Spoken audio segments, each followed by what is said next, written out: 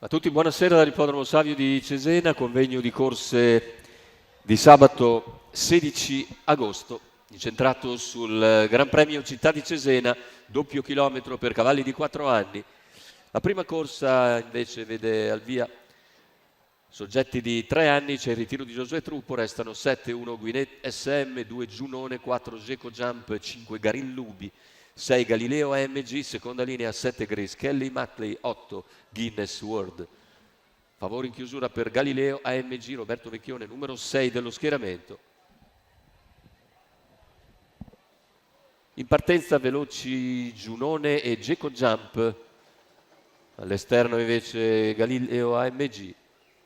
Conquista la testa Giunone, Geco Jump rimane all'esterno per il momento, al largo c'è anche Galileo, mentre serra sotto Guinet SM che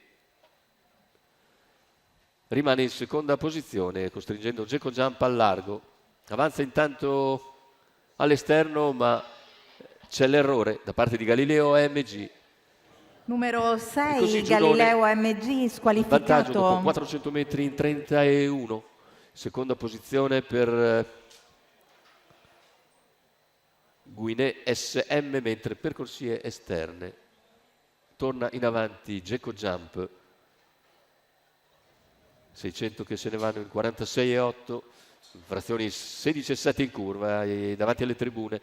Continua a guidare Giunone, Guinet nella scia, in corsia esterna invece sempre Geco Jump che si trascina Garin Lubi.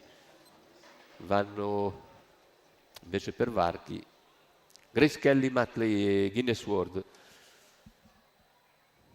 Tranquillo il giro di gara iniziale e il chilometro senza ancora alcuna accelerazione, se ne va in 1.19,4, ancora un 16,5 di parziale, siamo ora a 500 poco più dall'arrivo, con leader sempre Giunone nei confronti di Guinet SM, nessuno all'esterno riesce a farsi luce, al largo è sempre Geco Jump, 400 alla conclusione, il parziale ora in 15,2 da parte di Giunone, Geco Jump coraggiosamente all'esterno, alla corda Guinet, al largo anche Garin Lubi.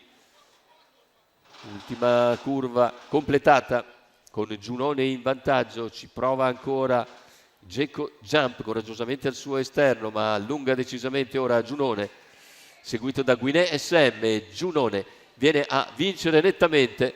Per il secondo la lotta vede probabilmente il numero 1 Guinet SM rientrare a Geco Jump, ma ci sarà foto probabile per il secondo posto. 29,4 chiudere, 1,17,7 la vittoria per Giunone dopo alcune buone prove cui si era sempre piazzata. Giunone trova la vittoria.